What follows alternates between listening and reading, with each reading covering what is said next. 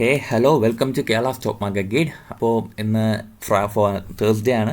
അപ്പോൾ market close ചെയ്തു. Mostly 18 point down ആണ്. 24,793 മാർക്കറ്റ് ക്ലോസ് ചെയ്തേക്കുന്നത്.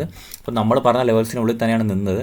എക്സാക്ട്ലി നമ്മൾ പറഞ്ഞ ലെവൽസാണിത്. ഈ ഒരു സോണ് ഇതാണ് സപ്പോർട്ട് റേഞ്ചായിട്ട് നമ്മൾ പറഞ്ഞിരുന്നത്. ഈ സപ്പോർട്ട് റേഞ്ചിൽ തന്നെ മാർക്കറ്റ് ക്ലോസ് ചെയ്തിട്ടുണ്ട്. സോ നിഫ്റ്റിയിൽ ആകെ മൊത്തം ഒരു ബെയറിഷ് സ്ട്രക്ചറാണ് നമ്മളിവിടെ കാണുന്നത്. നമ്മളൊരു ഡേ ചാർട്ടിലേക്ക് നമുക്കൊന്ന് പോയിട്ട് നാളത്തെ ഇൻട്രാഡേ ലെവൽസ് നമുക്ക് നോക്കാം. നിഫ്റ്റി ഏകദേശം കുറേ അധികം ദിവസങ്ങളായിട്ട് ഈ ഒരു ഏരിയയിൽ നിൽക്കുകയാണ്.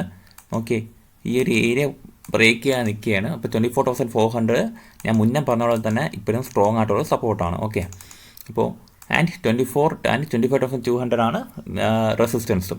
അപ്പോൾ ഈ ഒരു റേഞ്ച് ബ്രേക്ക് ചെയ്യാത്തിടത്തോളം കാലം നമുക്ക് വലിയ വലിയ മൂവ്മെൻറ്റ്സ് പ്രതീക്ഷിക്കുന്നില്ല. ഓക്കെ, അപ്പോൾ നമുക്ക് ജസ്റ്റ് ഒന്ന് ഇൻട്രാഡേ ലെവൽസിലേക്ക് ഒന്ന് പോയി കളയാം. കണ്ടോ, ഞാൻ 4 ഹവറിൽ ജസ്റ്റ് ഒന്ന് എടുത്തിട്ടുണ്ട്. എന്തോരം ഒരു ബെയറിഷ് സ്ട്രക്ചറാണ് മാർക്കറ്റിൽ കാണുന്നത്. ആൻഡ് 15 മിനിറ്റ്സ് എടുത്ത് നോക്കാം. 15 മിനിറ്റ്സ് എടുത്ത് നോക്കിയാലും കണ്ടില്ല, ഒരു നല്ലൊരു ബെയറിഷ് സ്ട്രക്ചർ നമുക്കിവിടെ കാണാം മാർക്കറ്റിൽ. അപ്പോൾ ഈ ഒരു ലെവൽസ് ഉണ്ടല്ലോ, ഇതൊരു നല്ലൊരു സെല്ലിംഗ് ഏരിയ ആയിട്ട് തന്നെയാണ് വർക്ക് ചെയ്യാൻ പോവുക. ഈ ഒരു ലെവൽ നല്ലൊരു സെല്ലിംഗ് ഏരിയ ആണ്. ഞാനവിടെ സെല്ലിംഗ് ഏരിയ ഒന്ന് മാർക്ക് ചെയ്തിടുകയാണ്.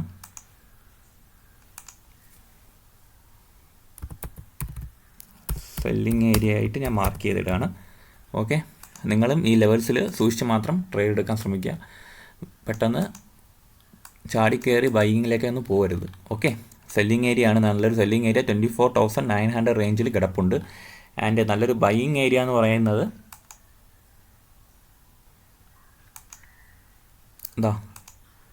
ഈ റേഞ്ചാണ്. നല്ലൊരു സപ്പോർട്ട് സോൺ കിടക്കുന്ന മാർക്കറ്റിൽ. സപ്പോർട്ട് സോൺ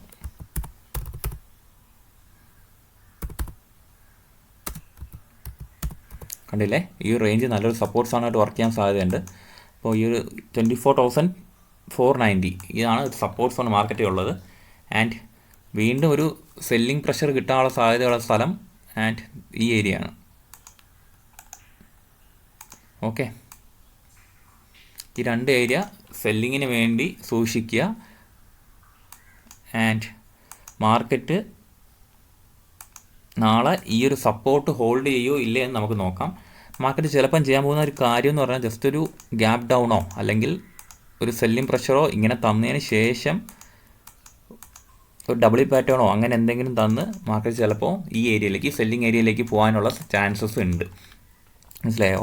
ഇവിടെ ലിക്വിഡിറ്റി സ്വീപ്പ് ചെയ്ത് റീറ്റെയിലേഴ്സിനെ ട്രാപ്പ് ചെയ്ത ശേഷം മാർക്കറ്റ് ചിലപ്പോൾ അപ്പ് പോകാനുള്ള സാധ്യതയുണ്ട് ഈ സെല്ലിംഗ് ഏരിയയിലേക്ക്. അപ്പോൾ ഈ രണ്ട് ഏരിയ നമ്മളൊന്ന് കോഷ്യസ് ആയിട്ടിരിക്കുക. ആൻഡ് ഇതൊരു, ഞാൻ പറഞ്ഞു, this is A selling area. ഞാൻ അവിടെ റെഡ് ലൈൻ ഇടുകയാണ്, റെസിസ്റ്റൻസ് ആയതുകൊണ്ട് അവിടെ റെഡ് ലൈൻ ഇടുകയാണ്.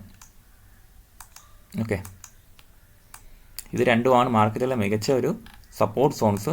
ആൻഡ് നമുക്കറിയാം ഈ 24,490 അല്ലെങ്കിൽ 24,400 എന്നുള്ള റേഞ്ച് ബ്രേക്ക് ചെയ്യുകയാണെങ്കിൽ പിന്നെ നല്ലൊരു സെല്ലിംഗ് ആയിരിക്കും മാർക്കറ്റ് നടക്കാൻ പോവുക. ആൻഡ് പിന്നെയുള്ള സപ്പോർട്ട് ഇതാണ്. ഓക്കെ, ഞാൻ ആ ഏരിയാസൊക്കെ ഒന്ന് മാർക്ക് ചെയ്തിട്ടുണ്ട് നാളത്തേക്ക് വേണ്ടിയിട്ട്. ഓക്കെ,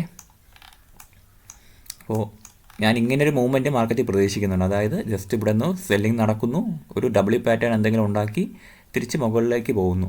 ഇങ്ങനൊരു മൂവ്മെൻറ്റ് നമുക്കിവിടെ മാർക്കറ്റിൽ പ്രതീക്ഷിക്കാം. ഓക്കെ, അപ്പോൾ നിഫ്റ്റിയുടെ ഒരു അനാലിസിസ് മിനിമം ലെവലിൽ ഇങ്ങനെയാണ് ഞാൻ ചെയ്തേക്കുന്നത്. അപ്പോൾ നിങ്ങൾ നിങ്ങളുടെ പൊസിഷൻസ് എടുക്കുമ്പോഴത്തേക്കും ഈ സെല്ലിംഗ് ഏരിയാസിലൊക്കെ സൂക്ഷിച്ച് മാത്രം ട്രേഡ് എടുക്കുക. ഓക്കെ, അപ്പോൾ അടുത്തതായിട്ട് നമുക്ക് നിഫ്റ്റിയിലെ ടോപ്പ് ഗെയിനേഴ്സ് ഒന്ന് ലൂസേഴ്സിനെ ഒന്ന് നോക്കിക്കളയാം.